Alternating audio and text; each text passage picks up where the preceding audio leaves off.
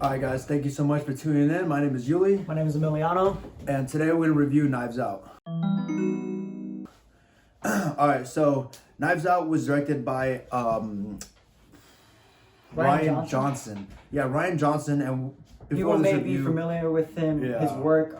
He directed The Last Jedi, which I thought was pretty garbage. Freaking atrocious. Yeah, probably one of the worst Star Wars.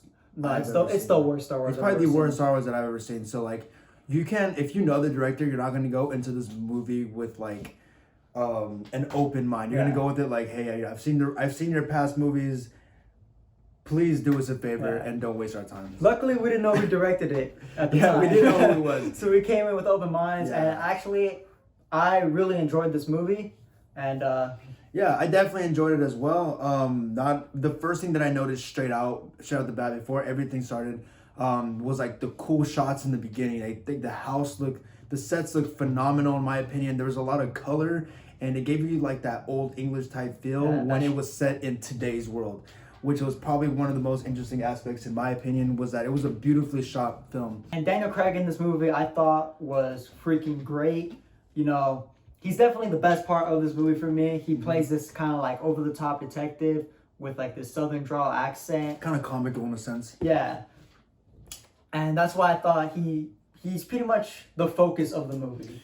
I wouldn't say much to say he's like the focus. He's definitely like a good secondary character in the movie. He plays like a secondary character of the movie, because the movie kind of dials into this one character who goes by the name of Martha, played by Ana de Armas, I believe that's her name. So she's really dynamic, and she goes through a wide range of emotions. See, it may follow her, but you gotta admit, Daniel Craig steals the show in this movie. He's definitely the best part. He's like definitely the funniest guy in the movie, and that's where like the comical sense comes into it, because like the film was pretty funny. Yeah, I was laughing and not throughout the whole movie, but like there were some parts that were super hilarious. Yeah, but just because it's funny doesn't mean it's just straight comedy. You know, this movie does keep you on your toes. It does keep you thinking about it gets pretty dramatic. About the death. It gets pretty dramatic. You know, Jamie Lee Curtis is also in it. I haven't seen her in forever. That bitch is ancient. but yeah, she plays also a good role as like one of the daughters, and I forgot who the other actors were, but Chris Evans is in the movie. Chris Evans Captain as well. America finally doing something outside of the freaking MCU. Yeah, Chris Evans, man, you really gotta grow up and just start making more films that diversify your portfolio. Because Captain America, bro, come on, bro, stop throwing that shit around and go back to acting school, bro. Like, there has to be more to you, and this movie kind of does show a little bit more of him. I would say, no, he's not just Captain America. You kind of just see. Like, I'm kind of like throughout the movie, I'm just waiting for him to be like, I'm just waiting for him to assemble. I was like, you can't take him too seriously yet. So like, definitely drop the frisbee, bro, and start acting. Overall, I think this movie is a good time watching it. You know, you'll have a good time. Yeah, definitely have a good time. Definitely one of the better movies of 2019. Yeah, I would not say the best. I would say probably top 5 in my opinion. Top 5? Yeah.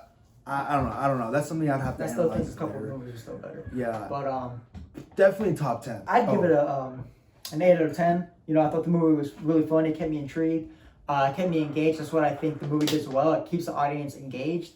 That's what a lot of movies nowadays try to fail to do. Yeah, the movie got the job done, so I'd give it an 8 as well. 8? Straight up 8. As you guys know, what we like to do on this channel is read what other people thought about the movie. So here we're gonna go on talk shit about him. Yeah, this guy gave it a 0 out of 10. Yeah. So he says Casey Jones 704 says this was a poorly written, executed film. You see the culprit from 500 miles away. No surprises, and cinematography and acting were fine. Honestly, they had a lot of talent. But not a lot of work with story-wise. Skip this one. So this doesn't really sound like a 0 out of 10 comment. Obviously, he gives it some credit, so I don't know why he gave it a 0 out of 10.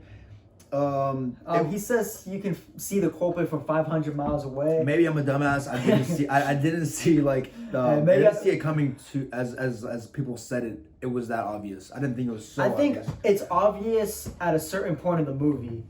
Bear Pooh says, Poorly written and directed. Even good acting and good cinematography will save this movie. It's just boring and unsatisfying, and the ending is just overkill. There's not much to say. Just a bad movie. I thought the ending and like what led up to the ending was pretty intricate.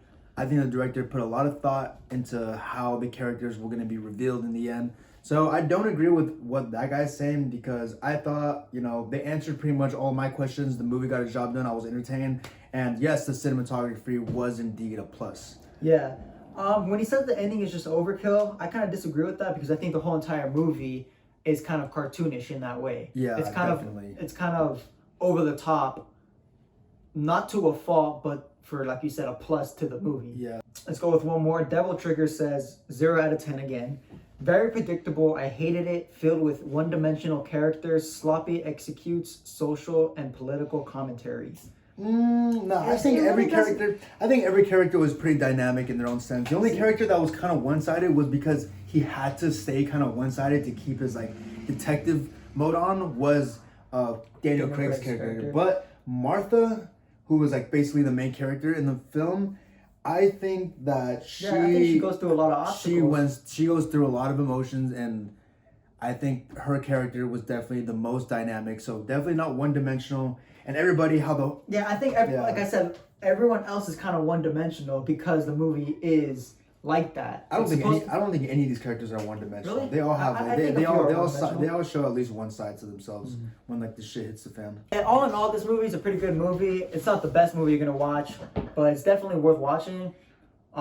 Anyways, if you guys liked our video, make sure you guys click that subscribe button and click that like button. Just scroll a little bit lower, hit it right now, and let us know in the comments how we did, what you think of our review, and your own thoughts on the movie.